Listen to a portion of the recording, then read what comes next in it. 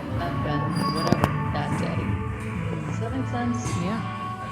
Do you, whatever that is, you get to do you. So if you're crying all the time, is there like, I don't think there's a recipe for this or like a yes or a no or a right or a wrong. Like, so for me, the first 6 months were brutal.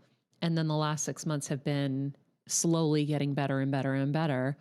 Mhm. If someone's listening to this and they're like, I'm in a year and a half and I'm still crying every day, does that mean that they need to go to therapy or does that mean it's just a different process for them?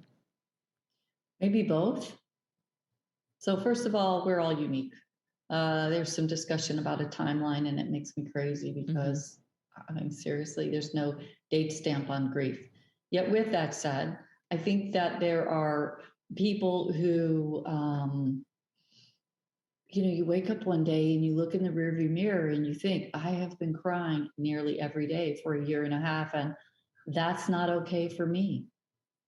And that's the day that you go to your doctor and you say, hey, can we run some blood work? Can we like check out? Because maybe it's not your grief. Maybe your hormones are going like this. Mm-hmm. Maybe you have an autoimmune issue. Maybe you have a systemic thing going on. Sometimes we're quick to label something as depression or grief, but there are other real physical things that happen too, Yeah. sometimes concurrently. They're not separate. So I would start with go get a checkup. Nothing wrong with that. But you also have to be honest with oneself too. Oh, that's right. Am I drinking every day? No, I'm not against it. I'm just saying that alcohol can be a depressant. Mm-hmm. It makes one's mood different. Are you exercising? That elevates the mood. Yes or no? It's real simple. It's not meant to shame. Research from Stanford shows that if you exercise in nature a couple times a week, it's going to elevate your mood chemically. Perfect. There's research that shows if you're in, on, near, around the water, your functional MRI shows that you're in a better state of mind. You're going to help yourself. Are you social? Are you locked in your house most of the time and isolated? If you are, do a self check, what I call pulse check. Do an emotional pulse check and say, hey, ask to your close friend or a family member, do I seem a little off? Do I seem a little like I'm asking for the truth here? Am I a little moody, sad, negative, reserved? Yes, yes, yes. Huh. Maybe I'll go try and check out a therapist or a grief specialist or whatever, a good family member or best friend. I'm a huge proponent for the good friend category too. It helps. And music, by the way, is one of the most amazing free resources for mental health care. Dr. Oliver Sacks, who's since died, he was a neurologist, proved it, showed on MRIs and functional MRIs that the brain does an amazing job of creating new synapses and firing through music. And music really helps us to heal. It's proven. I That's love why I have that. music therapy. Mm-hmm. That's a great tip. I love building new synaptic connections. We're addicted to that Hacks. here. Yeah, right. Oh, well, Diane, thank you for jumping in last minute on this and helping us through this and helping me through this because I definitely think this was going to be a much sadder episode. Unbeknownst to me, didn't think I was going to be crying today, but here I am, and whatever it is, what it is, right? Well, it is, but also too, it's about love. We can't grieve what we don't love. Mm-hmm. And your mom, I know, loved you. And hey, if we have 5 seconds, let's talk Mm-hmm. about this real quick. Yeah. Remember this conversation we had, you and I? We were in a parking lot and we were talking about love, right? And we were talking about your mom's back then impending passing. And we said, look, love is energy, right?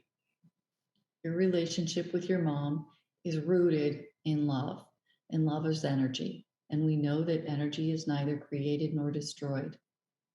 So if that's true, and love is energy, and you're always going to be your mother's daughter, and you're always going to be the daughter of your mother. So the relationship between you will always exist, and the love is always here, then where is your mom? Where is the love? She's right here. All the time. Whew, I remember that. Love is everywhere, Maria. Yeah. Mom's love is everywhere, all around you. Well, you should see the video I took this morning because I think she sent us these 3 little rescues. So I don't know why, but I'm only on Twitter, maybe, I think it says an average of 8 minutes a day. So it's nothing. And I saw this tweet and it was these 2 dogs and they were screaming, crying. They were an owner turn-in. They were ragamuffins. They were matted and filthy. And I showed Kevin and he was like, I'm going to get them. And it was very far away. It was in Riverside. I said, let me help. Let me get a rescue to go get them. We don't need more dogs. We don't need this. He didn't listen to me. He raced down there. He comes home at the end of the day. He left early in the morning. He opens the door. Those 2 come out and a 3rd one, Bobo. Just, the little like bonus ball. And so our intent was to clean them up and get them homes. And if you saw them this morning, first of all, Max took up Kevin's side of the bed. So now we have a Sleep Number bed that we love, and it's kind of cut in half in the up to like the chest area so that you can elevate if you want or whatever. So Max has Kevin's half. All the dogs are spread on the other half of mine.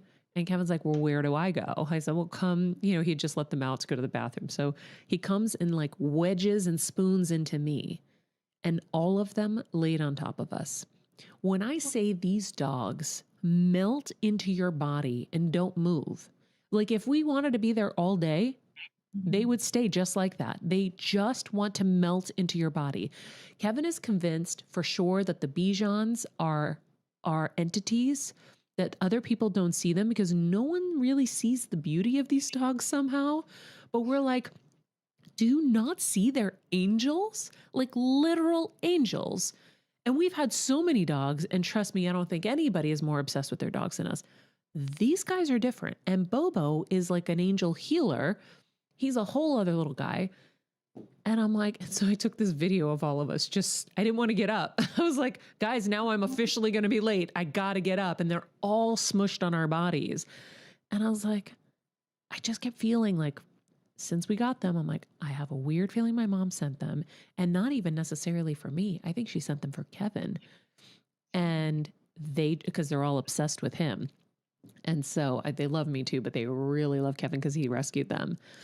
But it's been an interesting thing. So now I'm like, Mom, I'm like talking to her. I'm like, we did not need more dogs, especially we have to diaper them because they're not trained yet. And it's like a whole fiasco and it's a lot of work.